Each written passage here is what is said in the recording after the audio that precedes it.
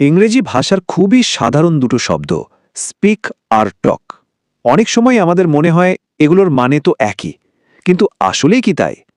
এই দুটো শব্দের মধ্যে যে একটা সূক্ষ্ম পার্থক্য আছে, সেটা প্রায়ই আমাদের কনফিউজ করে দেয়। চলুন আজ এই জটটা খোলার চেষ্টা করা যাক। ব্যাপারটা শুরুই করা যাক একটা খুব কমন প্রশ্ন দিয়ে, আর এই প্রশ্নটা শুধু যারা ইংরেজি শিখছেন তাদেরই নয়, অনেক নেটিভ স্পিকারদেরও মনে আসে। এটাই আমাদের আজকের আলোচনার মূল পয়েন্ট। এই যে প্রশ্নটা দেখছেন, এটা একটা জনপ্রিয় অনলাইন ফোরাম থেকে নেওয়া, আর এটা খুব সহজভাবে আমাদের মূল কনফিউশনটা তুলে ধরেছে। কোনটা কখন ব্যবহার করা ঠিক? দুটো কি একই জিনিস? এই কমেন্টটা দেখলেই বোঝা যায় সমস্যাটা শুধু একজনের নয়, সারা বিশ্বের কোটি কোটি ভাষা শিক্ষার্থীর কাছে এটা একটা পরিচিত দ্বিধা। আর এখান থেকেই আমাদের আজকের অনুসন্ধান শুরু। আচ্ছা চলুন তো বিষয়টা একটু গভীরে গিয়ে দেখা যাক। আচ্ছা, এই কনফিউশনের সবচেয়ে কমন যে ব্যাখ্যাটা দেওয়া হয় সেটা হলো ফর্ম্যালিটি, মানে পরিস্থিতিটা কতটা আনুষ্ঠানিক বা অনানুষ্ঠানিক তার উপর নির্ভর করেই দুটো শব্দের ব্যবহার বদলে যায়। তো স্ক্রিনে যে পার্থক্যগুলো দেখা যাচ্ছে সেখান থেকে একটা জিনিস কিন্তু পরিষ্কার। স্পিক শব্দটা একটু ভারী, মানে এক ফর্মাল সিচুয়েশনের জন্য, যেমন ধরুন কোনো বক্তৃতা বা ভাষণ। অন্যদিকে টক হলো আমাদের রোজকার কথাবার্তা বা আড্ডার মতো, যেখানে সবাই মিলে কথা বলছি। কিছু কিছু সিচুয়েশন আছে যেখানে প্রায় সবসময় স্পিক ব্যবহার করাটাই ঠিক।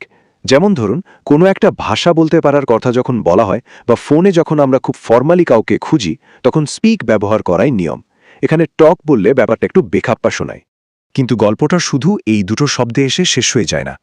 আসল মজাটা শুরু হয় যখন এদের পরে ছোট ছোট কিছু শব্দ, মানে প্রেপোজিশন যোগ হয়। ঠিক তাই, এখানে শুধু ভার্ব না, প্রেপোজিশনও একটা বিরাট বড় ভূমিকা পালন করে। এই টু আর উইথের মারপ্যাচটাই পুরো খেলার মোড় ঘুরিয়ে দেয়। এই জিনিসটা খেয়াল করলে দেখবেন, টু ব্যবহার করলে মনে হয় কথা একদিক থেকে অন্য দিকে যাচ্ছে, অনেকটা ডিরেকশন দেওয়ার মতো। আর উইথ মানেই হলো একসাথে, একটা আদান প্রদান, যেখানে দুজনেই কথা বলছে। এই কারণেই তো একজন বস হয়তো তার এমপ্লয়িকে স্পিক টু করেন, মানে নির্দেশ দিচ্ছেন, কিন্তু কলিগরা নিজেদের মধ্যে স্পিক উইথ করেন, মানে আলোচনা করছেন। একটার মধ্যে আছে ক্ষমতা, অন্যটায় আছে বোঝাপড়া।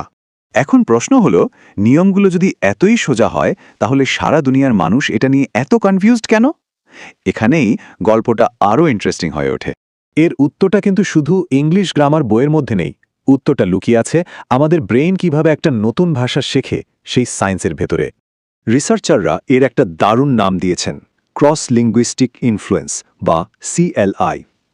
সহজ কথায়, আমাদের মাতৃভাষা, মানে আমরা যে ভাষায় কথা বলে বড় হয়েছি, সেটা একটা নতুন ভাষা শেখার সময় আমাদের ব্রেনে একটা ফিল্টারের মতো কাজ করে।